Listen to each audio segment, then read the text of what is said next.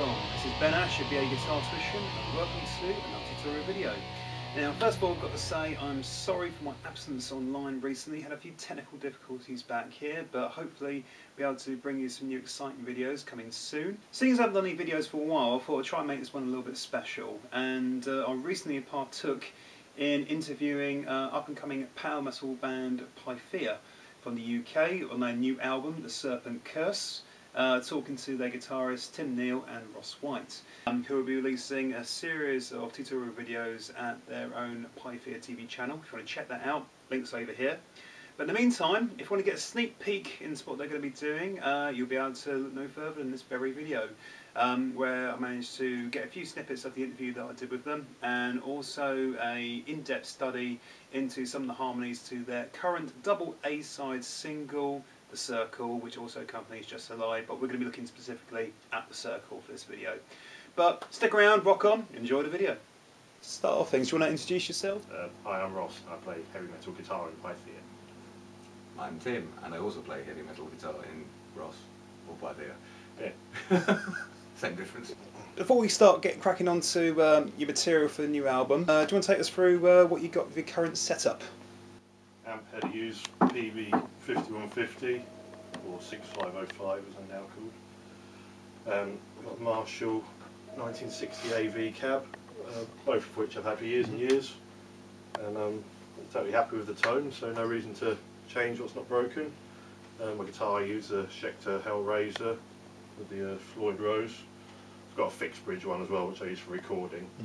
I use one with the Floyd Rose for live, because it stays in tune better when you're beating the hell out of it. Pedal wise, nothing too wacky. Noise suppressor, a tube screamer, a chorus and a flanger, just for the clean bits to make them sound a bit nicer. And how about yourself, Tim?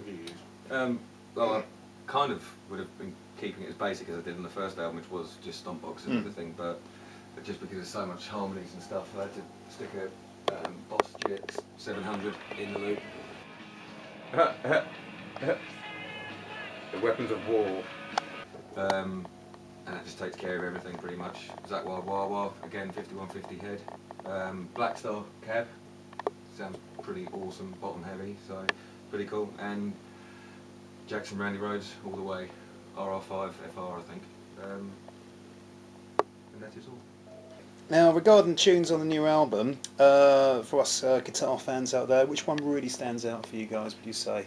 For me it's obviously going to be Carbonation, because it's the one I put most into everything, you know, not just the harmonies and solos, the rhythm and everything, and it's got a solo that I was really proud of and stuff, but there's so much on the album, even just when we're just chugging along together, I'm proud of that because it's the tightest I've ever heard. Guitar wise, Betray My Heart's got some really cool riffs in it. Stuff like Dark Star and Kissing the Knife are really cool because they're quite a bit more proggy, a bit more unusual. There's some cool guitar parts in them, and even like the simple thrashy things like Just a Lie, a lot of fun and pain to play. It's all heavy metal, no pain, no gain. Because the guitar is much more in the forefront on this record than to the previous debut album. Yeah, we won the argument this time, didn't we? That was funny enough, that was just how it ended up being mixed. Like, we always thought that it probably would be a more guitar heavy album. It's kind of written more with that in mind, more trying to do a bit more riffy. The first album trying to keep the guitars fairly simple, so that the keys and the vocals had something to work with. But this time it's like, okay, right now let's give it to them a bit more and see if they can still find something to work with in there. Excellent. And regarding, let's say, your roles as, let's say, writing riffs and solos, is there any one predominant guitar player who will take the leads and the other one will take the riffs? Well, I think by default, I was hired as a lead guitarist. It was in the job description. In the contract. Yeah. So it's generally Ross that he puts all the riffs together.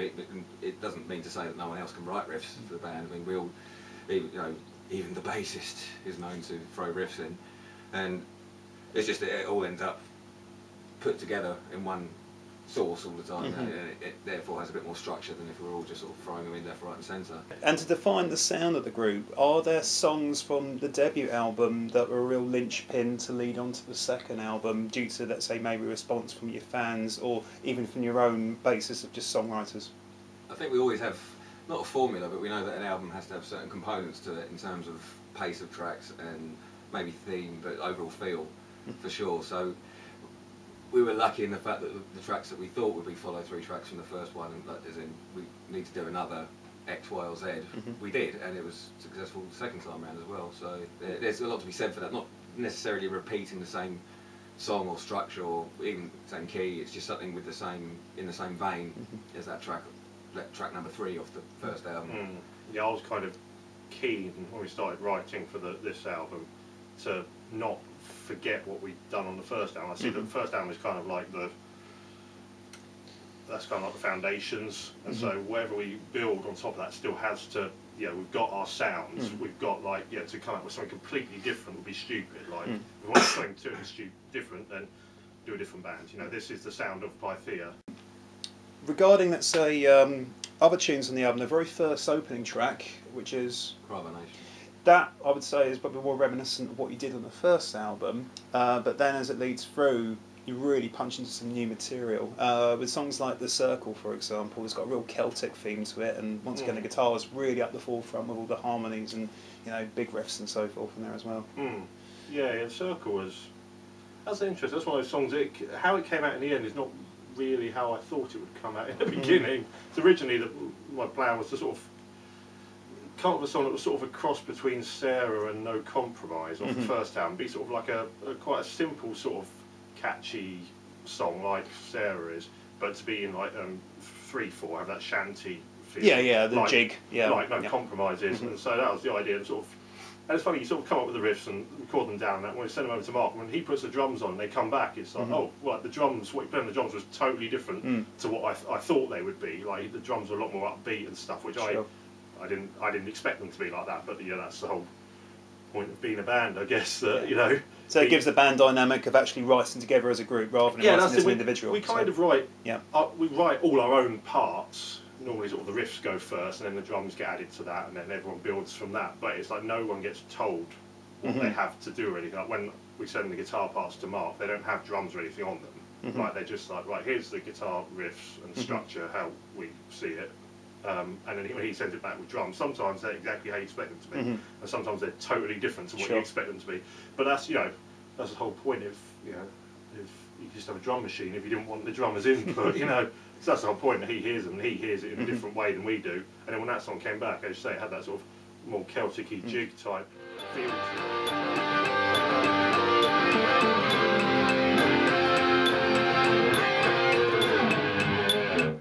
A good example of where on the album there's multiple harmonies that we need to cover live, so I've got to use the fifth above this time, because on the album it's just the same sort of pentatonic riff played a fifth apart, as we'll show you now if Ross just does the backing for the harmony section, and I'll play each harmony in turn.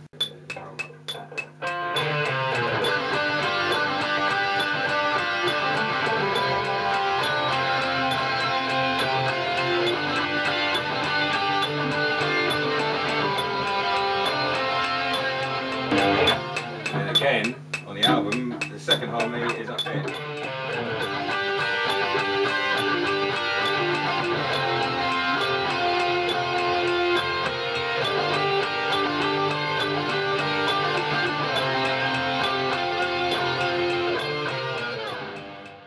And combined with the harmonizer, all in one.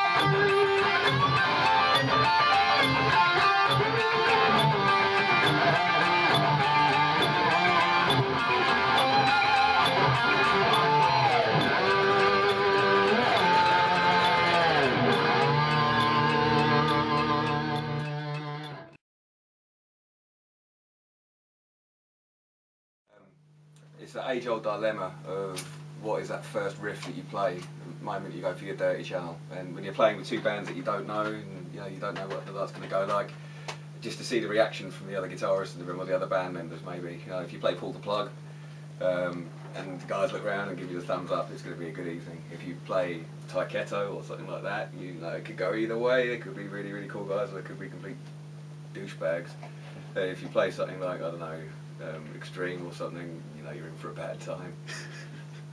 Right, I hope you enjoyed that little expose. If you want to see more videos, once again, check out PYTHIATV at the link right over here, very much on YouTube. And check out the videos and see what you think. In the meantime, I will be bringing more videos to you as and when I can. And if there's any suggestions or anything you want me to cover, please just contact me on this very channel, or essentially just click over here, take directly to my YouTube channel. And as always, keep rocking folks, stay inspired and have a great summer. And also, you can check out Pythia on the Sophie Lancaster stage on Friday the 10th of August at the Bloodstock Festival. I'll be there, whistles and bells, and I hope you will too. So in the meantime, rock on folks, keep rocking, stay inspired. See you soon.